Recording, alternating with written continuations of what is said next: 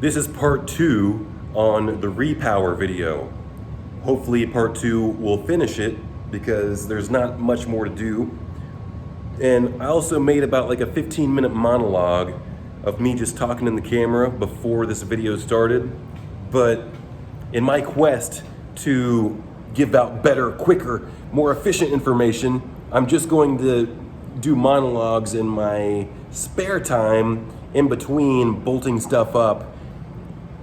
So that means I need to get right into work as quick as possible.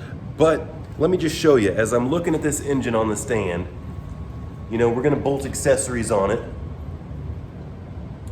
This is another very disappointing thing. This water pump is the new style water pump because it has this aluminum sliver right here. But as I was looking at it, as I was inspecting this union pipe right here, looking at the O-rings, looking at everything, I noticed that this coolant temp sensor that's built into the water pump, well, let me flip the camera around and show you.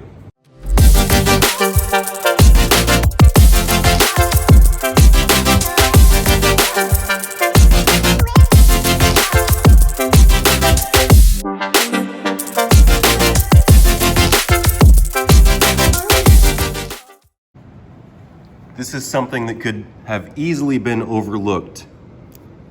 This is just a clip. See, there's a couple different styles of clip on this coolant temp sensor depending on the year of water pump you have. But do you see the bottom, how there's a ridge on the bottom right here? But this top ridge is broken off. Now, I don't know when that happened, but I'm assuming it happened in storage because that never happens. Something bumped it, something hit it, a wire pulled it. I don't know, but this isn't something that just typically happens. If you take the intake manifold off, whatever, that's not gonna happen. Something broke this whenever it was in storage. Even though the intake manifold does come out over top here. Look, I've never broken this little tab here. I have to take this water pump off now and replace the water pump because this would create, this would come out like this and create a coolant leak. So this is the things that you need to do. A full inspection when you're looking at replacing your engine with a junkyard engine. For instance, even something like this. I didn't take this hose off. There could be a crack. Something could have been set on this hose and it could have cracked it. Your clip here, I mean, there could be damage anywhere. This outlet housing here, this nipple could be cracked. You have to really look at everything. Of course, you can fix it after the fact, but you certainly want to find it on your test drive. This is the newer style crankshaft position sensor. That's going to get swapped over. The big things are this oil filter housing and your intake manifold. The rest of it bolt on the way it's supposed to be bolted on, regardless if it's 2009 all the way up to about 2016. What's the other thing I was thinking of? This magnetic adjuster, the early ones were metal, and then starting in about 2012, they turned plastic, and then the connector, the clip in the connector swapped. So whenever I would replace newer engines in older vehicles, we would have to swap out that connector. But, you know, it still stays in without being clipped all the way, but you want to replace the connector if you don't want to worry about it coming out. If you want to do it backyard mechanic style, you can put like a tiny little dab of silicone on the opposite side and slide the connector in, and then it will never make any kind of difference. You'll push it in, the sealant will dry. You can't get it on. I shouldn't even say stuff like this because people are gonna squeeze a bunch of silicone in the connector and then it's gonna get all over the electric terminals and then they're going, hey, he told me I could do it. No, let me just not tell you shortcuts because I'm gonna get in trouble telling shortcuts because I really have to explain shortcuts like extremely thoroughly, and I have to give all the stipulations and all that kind of stuff. And I've deleted a lot of my videos because of that. or, you know, videos where I'm just doing halfway stuff to be funny. So I'm trying to be taken a little bit more seriously. I'm trying to give valuable information because we don't need bad info. As much as possible, we need correct info, and then you can make it bad info after the fact. So I'm gonna try to be a source of quality information. Let me grab some accessories and we'll get started. Now this is a good used water pump that I took off. I collect parts, so if it's a good part, I'm gonna repurpose it. I don't have the money just to be making $5,000 and $6,000 engines because there's not a market for that. So I do reuse parts on my own stuff that I put together, unless someone's paying for it, which doesn't really happen yet. But it might, since I'm putting myself out there. Half the battle is just showing up. If you show up, you will be tried by the fire. There's gonna be people out there that will correct you. There's gonna be people out there that will challenge you, and I welcome it. Because I don't know everything. I can help people as much as I can with this, but you know what? There's a lot of information out there, and people know more than me. Even though I've got more experience with these engines than almost anyone, there's only a handful of people that I've met through the training center that did the same thing as me, as a heavy line type tech, specifically specializing in the oil consumption issue. There's still other people with other experiences that can fill in my knowledge gaps. So a lot of that you're gonna find in the comment section. You're gonna find that in the pinned comments. Whenever there's something in my videos that's not covered, I'm gonna have to put it in the description and so on. And also, when the channel's small, you guys are gonna benefit from me answering as many questions as I can get to.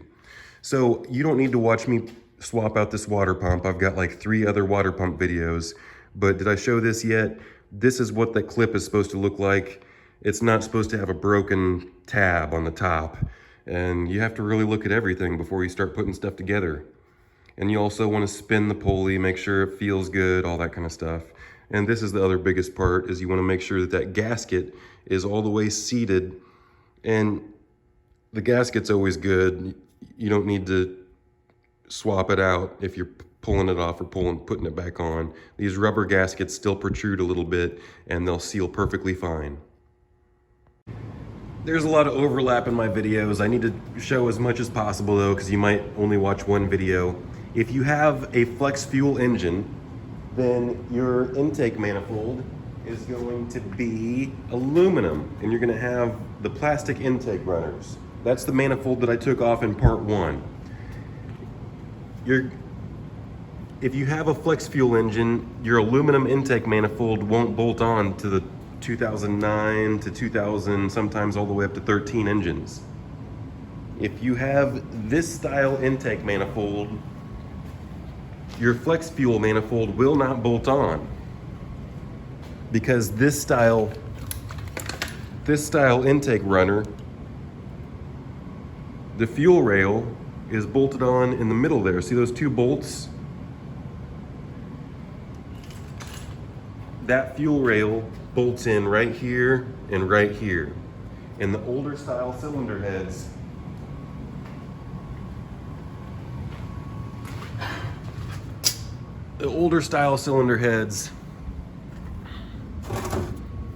do not have those bolt holes. So, and then the real new cylinder heads look like this. They're way different. I had it laying here on the ground, so I figured I should show you. Their exhaust manifold is built into the cylinder head. Check out that. But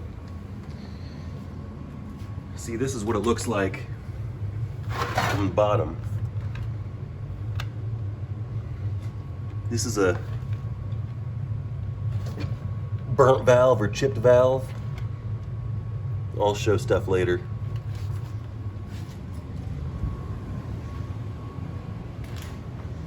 Back to this engine here.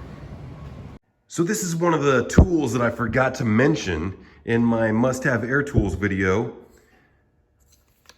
It's obviously it's a vacuum cleaner. I mean, come on. And you should know by now that you spell vacuums with 2 U's. Work on your vocabulary. Now you see all this junk down here? All that's not all that important. We want to get the junk away from the important parts, like this oil filter housing, and definitely away from this, definitely away from there, and definitely away from the intake ports and your fuel injector ports. We want to get this crud out of there. We don't want to just throw stuff together haphazardly. And let me mount the camera and show you how to pull this stuff out.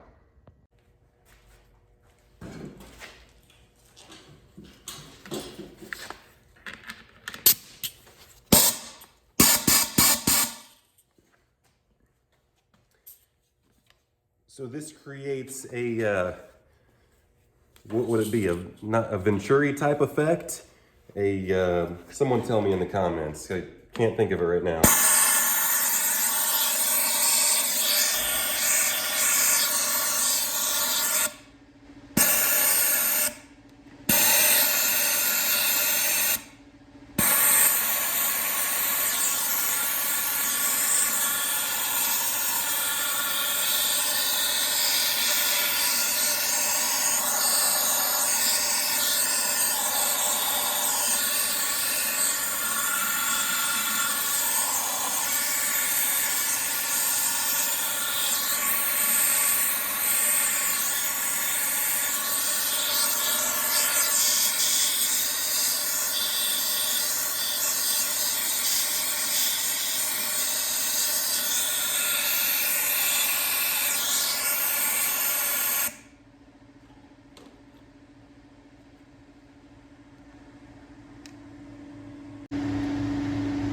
Now that's a lot cleaner. There's still just a little bit of crud in there. If you're a extremely particular person, you could get down there with a pick and break it loose a little bit and go stage 2 with the vacuum. But as long as it's not so bad that it's gonna possibly push into the cylinders, I'm not concerned with it.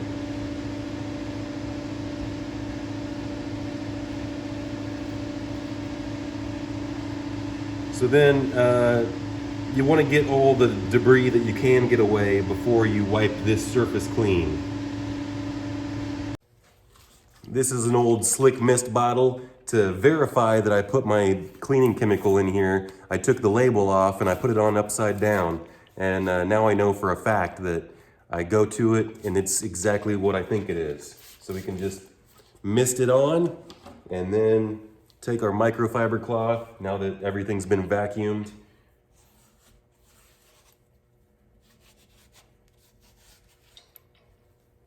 and clean up our intake surface.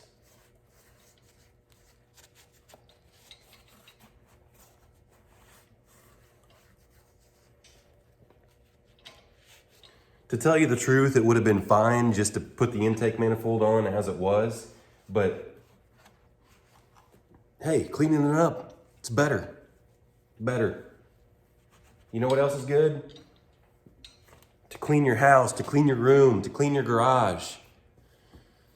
I'm talking to myself whenever I say that. Now, let's go from the bottom to the top when we're bolting on these accessories. Would it be smart to have a piece of tape over this? Well, you know, it might, but everything's clean and I'm gonna put it all on right away. So let's just get started. If you're gonna be taking this water pump belt off, you need to make sure to use something that's smooth and not sharp.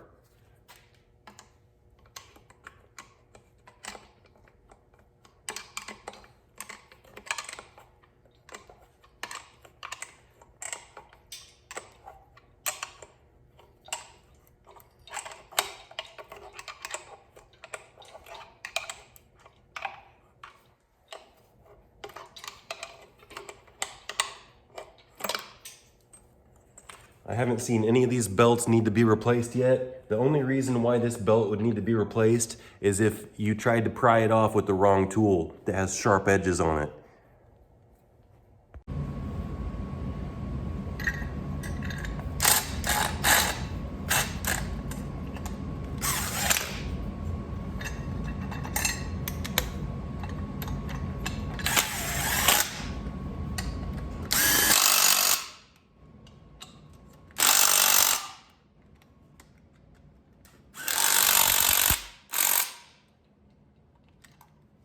go ahead and swap this crankshaft position sensor out while we're thinking about it.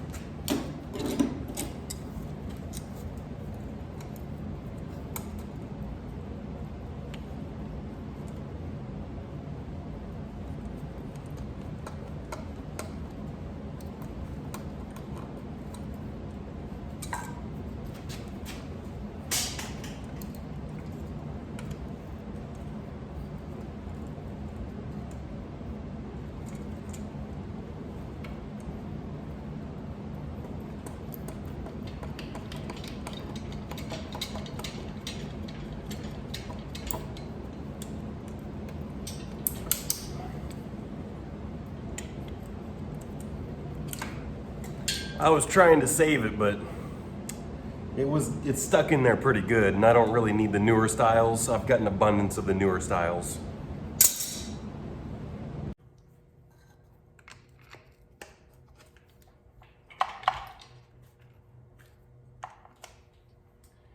Now that I was haphazardly using pliers and trying to wiggle it and pull it out, which works almost every single time, if I were to break this off inside, then it would be pretty troublesome to get out.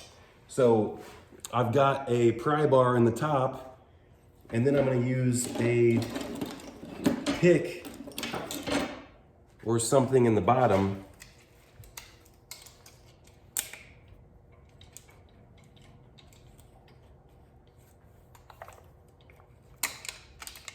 Now, could I have done that way and actually saved it and not destroyed it? Probably. I wasn't too worried about it though, because I don't need it. I've got like 10 more in my toolbox. And then the older style crankshaft position sensor has a big fat end connector plug.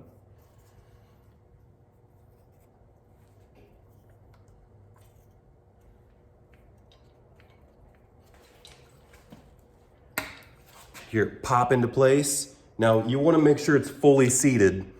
This is important because we're putting the new one in. You don't want to draw it in with the bolt. That would cause damage. It's fully seated. Now we're going to run the bolt in. If you don't know what you're doing with your power tools, put it in by hand. Our next step is our oil filter block.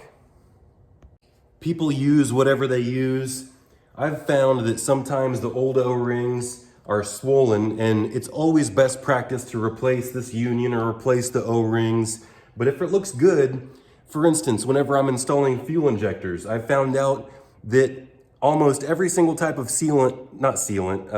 lubricant or like grease or WD-40 or PB Blast or whatever you use, the best thing that I found to put O-rings together with is tire shine, believe it or not. And tire shine should be good for rubber because it's made to put on tires. So I like to spray tire shine on my O-rings whenever I reuse them. And we need to make sure that everything's nice and clean and tidy. This surface right here, this surface right here, and then we slide the union in. And now we bolt it into place. Got to get the right size. See, this one's a 12 and these are 10, so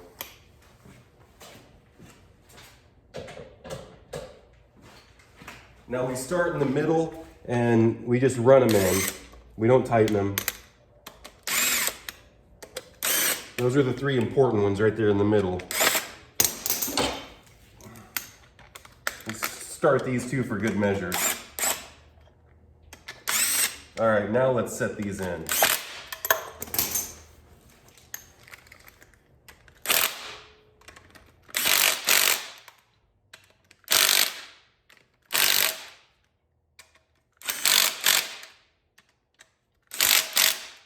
This is not a very powerful gun, unfortunately. But is there a torque spec to that? Probably, I don't know. I've put hundreds of these things on, so I know it's gonna be perfectly fine. But you have to go through it in, like everything, you have to go through it in steps.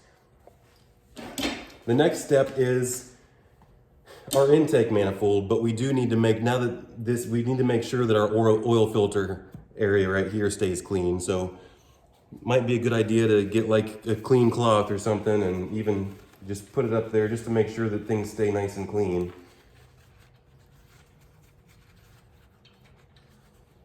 Let's go ahead and toss our intake manifold on. When installing your intake manifold, it's not important to put a new intake manifold gasket on. These gaskets stick out far enough to where they can be reused over and over. You would want to inspect it and make sure that it's in good shape.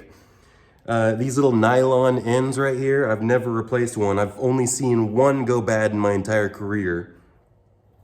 Most of the time, you're only gonna pull it out and put it back in one time, but I've pulled them out and put them back in multiple times.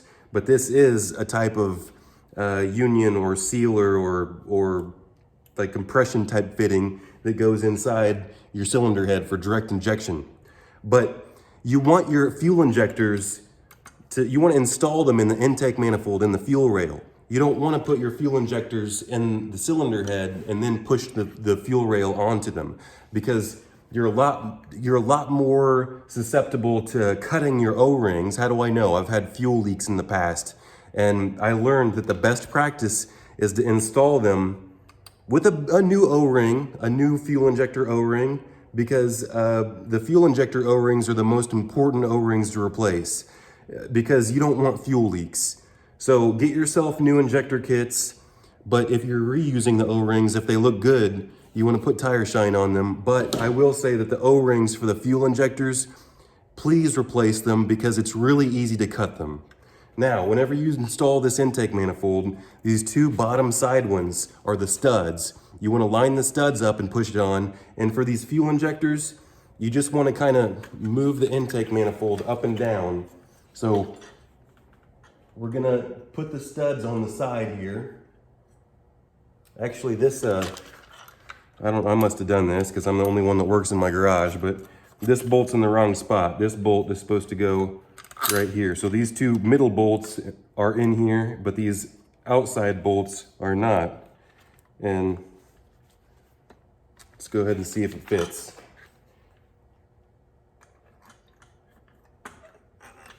Now,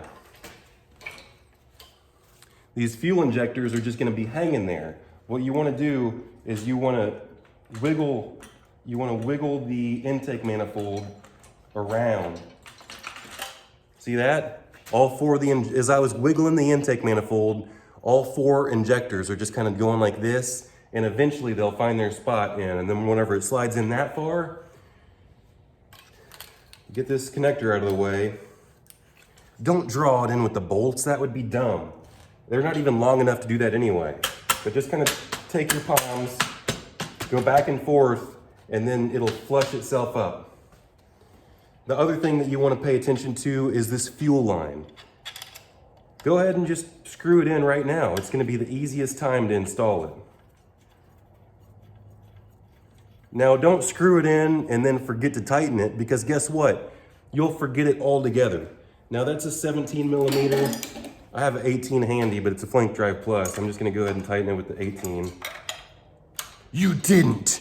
You used the wrong size wrench? No. What? I'm never listening to a single thing that you ever say again.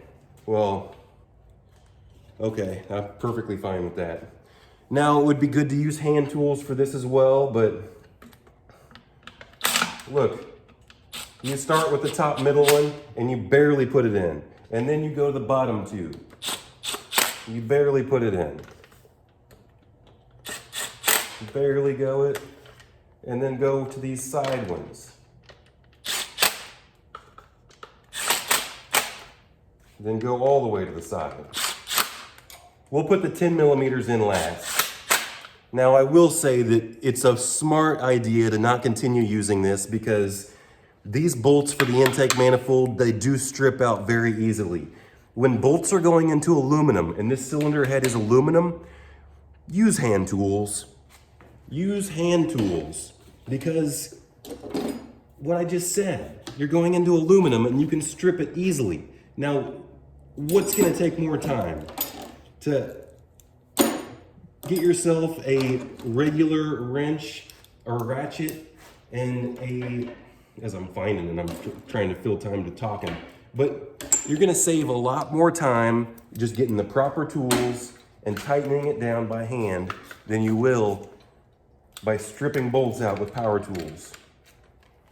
So we started in the middle, we went to the two outside sides, and we're gonna go to the bottom.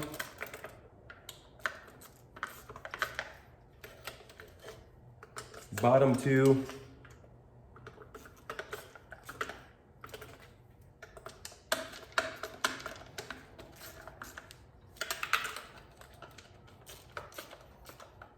Now let's tighten our 10mm studs on the sides.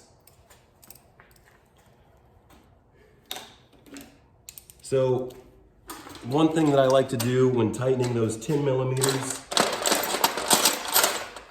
and I'm gonna go grab the 10mm nuts real quick.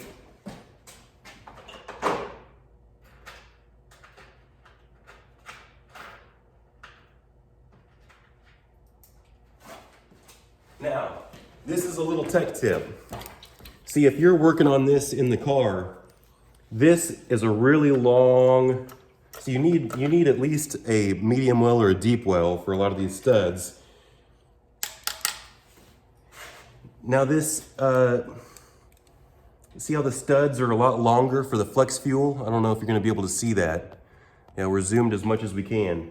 But these studs right here are sticking out a lot longer. So we're gonna need to span that gap, or else we would have had to unscrew the studs and put the proper studs in. I would rather just put spacers there. So let me come up with some spacers. Now, instead of using these, I slid those off, and I'm gonna use some taller nuts. These are exhaust manifold nuts, turbo nuts. So I'm gonna slide them on just like I showed you. And then that's the perfect span of gap. So now on this one, I can reach in here and screw the 10mm on easily.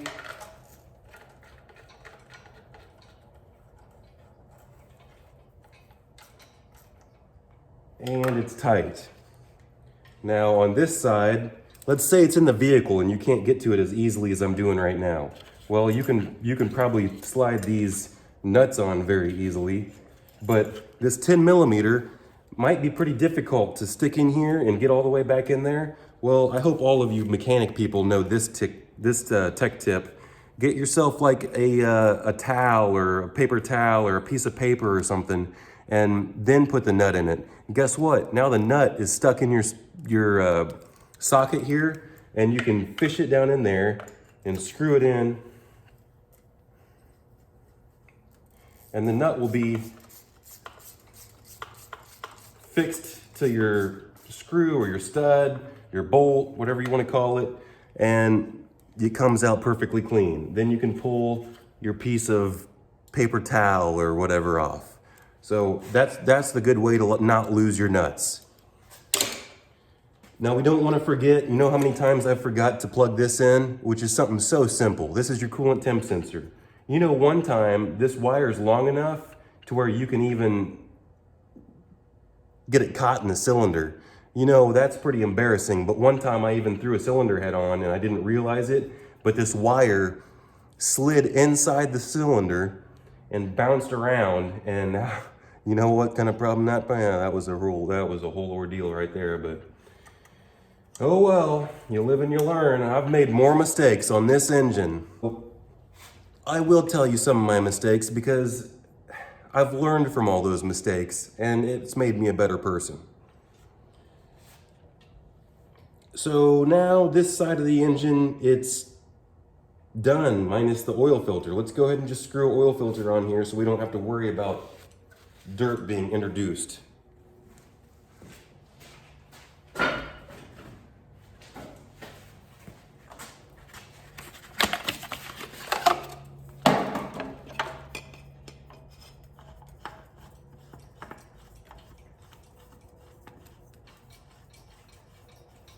Now, how tight do you get it?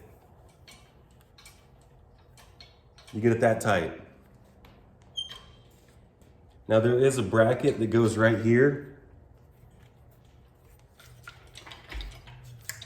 I've learned from other people. Now, whenever I'm working on something that's not my own, it's how easy is it to put this bracket back on? It's super, super easy. But as long as you're not planning on standing on this intake manifold, you don't need the support bracket. Now, are people not gonna like me saying this? Are people gonna say I'm a hack for not putting it in? I agree with you. I agree with you. But I've learned from other technicians not putting it back in that it doesn't make a hill of beans of difference. And you know, even sometimes to clean it up a little bit more, I'll even unscrew this stud.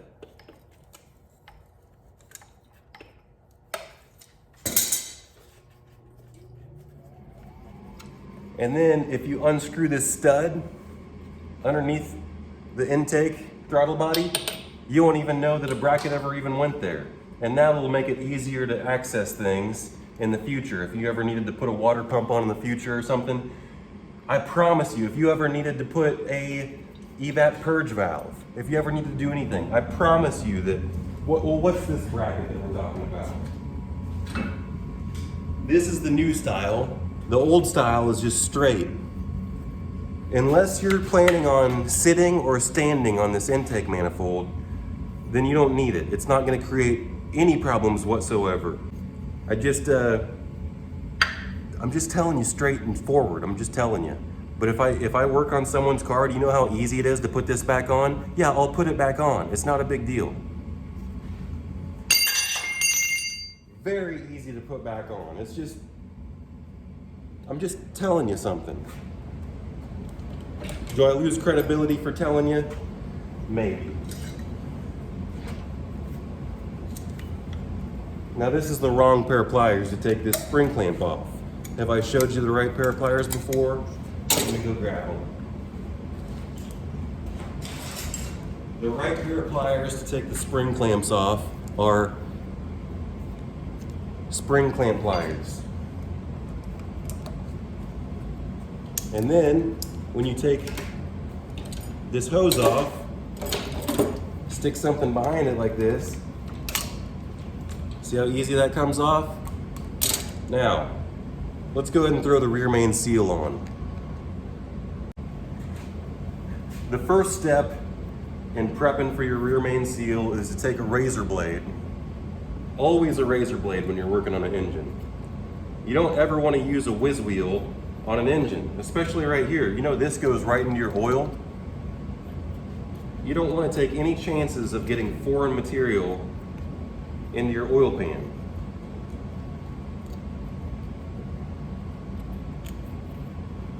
And you see how I'm taking it off and it's all coming off in one piece? That's the best case scenario.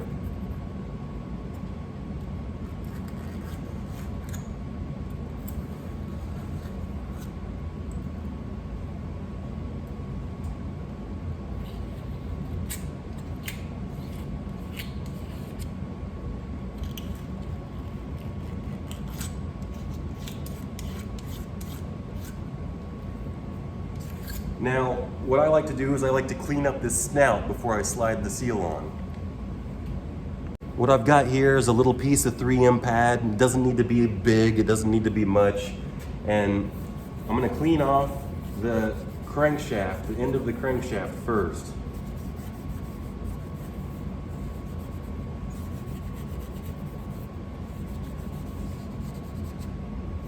Then I'm gonna clean off my gasket surface.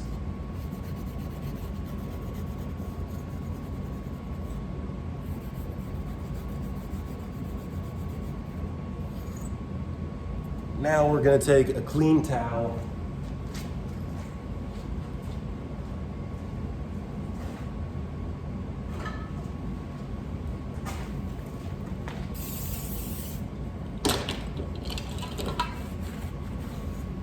wipe it all clean.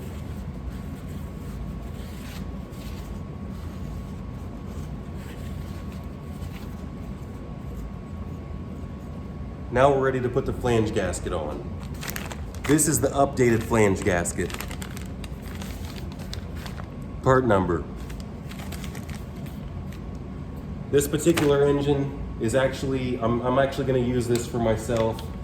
So I'm not going to use I've still got some good aftermarket rear main seals, and I always suggest using OEM parts on the parts that go inside the engine. And I'm always going to suggest that you use OEM parts. And if I ever work on a customer car, I'm always going to suggest that they use OEM parts. But I'm just being honest with you here in Naptown Tuner Garage, like I always am going to be.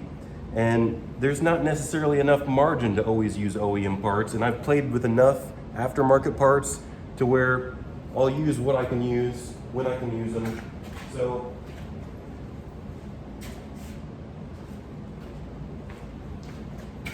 what I've got here is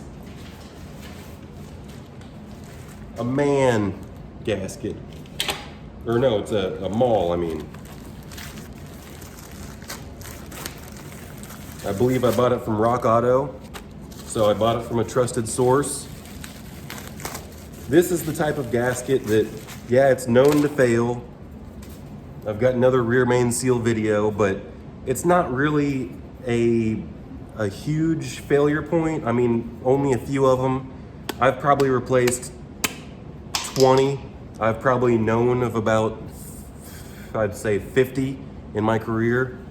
And now we're gonna put, it's a good idea to, you know, put maybe a little bit of grease on this seal, but that's gonna be our last step. Our first step is to put sealant all the way around it.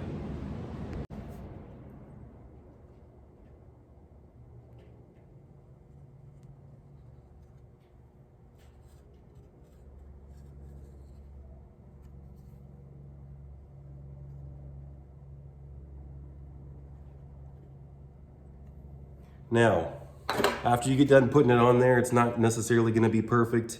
I like to spread it away from the seal.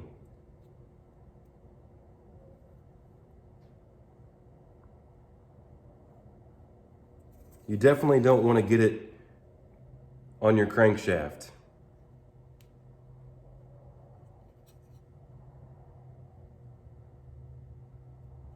This is just how I do it. You can do your sealant better. You can feel better about it if you want. Now there is it's very close clearance up here where the ridge goes. See how right here, this is a pretty small area. You have to get it pretty close to the seal, but as long as you're not like right up on it, you're gonna be fine. So now I'm gonna grab a little bit of grease.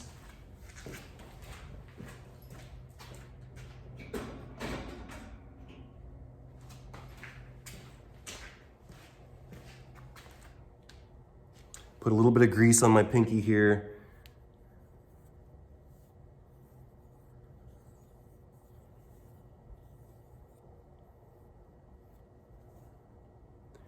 And the seal is all greased up. Now with this kind, this is the kind that just slides straight on. I prefer to kind of wiggle it around a little bit and push it on.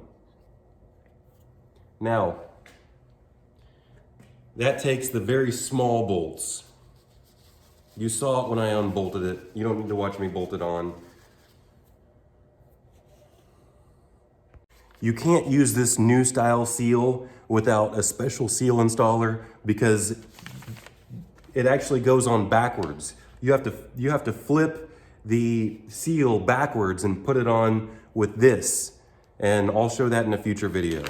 Whenever I have a engine that I'm putting together and everything has to be perfect with the absolute best parts on it, that's when I'll do that film. Who am I kidding? I need to burn time. The more you watch, the better for my channel. The more people get to see it.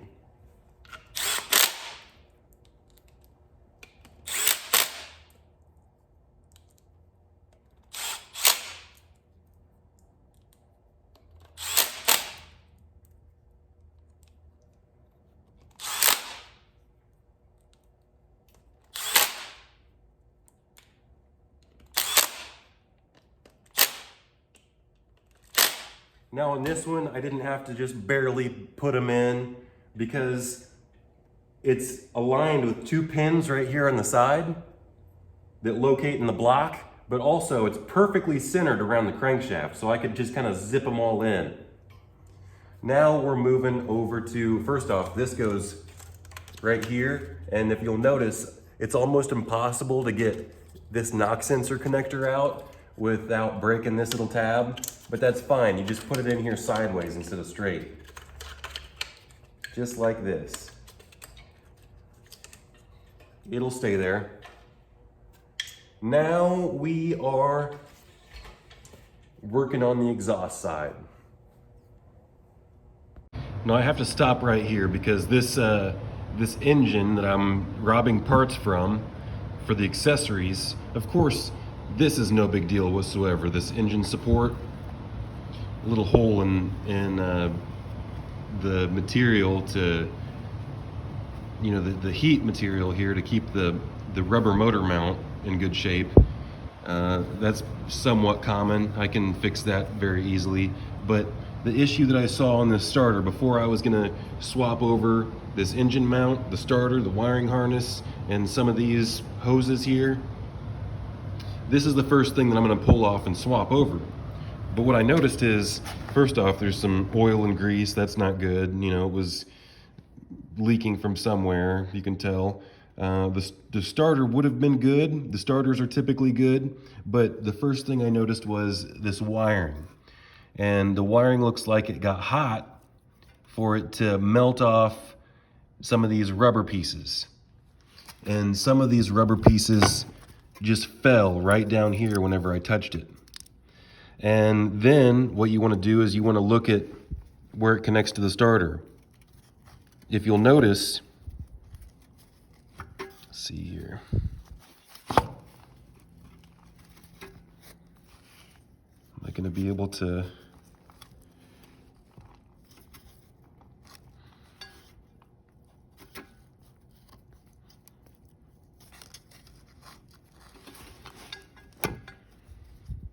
Let me see if I can get it to move. Okay, the wire was being pulled because it was supporting itself. Take a look at this. See how I can move that whole stud on the back of the starter? Likely it was drawing a large load because I've had these off before on bad starters, and this stud is just physically touching the contact terminal behind here on this solenoid. And when it's loose like this, when you can move that stud, see how it's wiggling?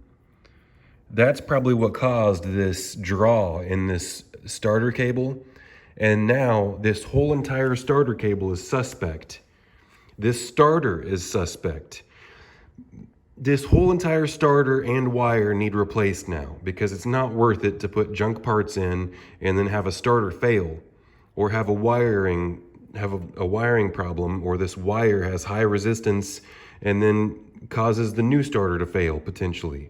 So now this whole entire wiring harness and starter need replaced. Will I buy one used off a low mile engine off eBay? Yes, I will. This is a very rare issue, and like I said, I don't have a bunch of money to dump into brand new stuff because it's not feasible sometimes. But this is such a rare issue that I'm gonna get replacement parts that are good. Now let me walk over here to this one. See, when you buy a junkyard engine like this, it's not gonna have your starter. It's not gonna have your starter wiring harness. Now, this one did come with,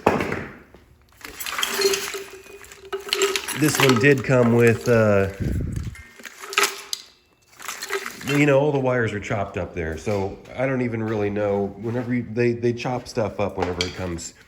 But anyway, this is what it's supposed to look like. This is what it usually always looks like. The wiring terminal is always in good shape.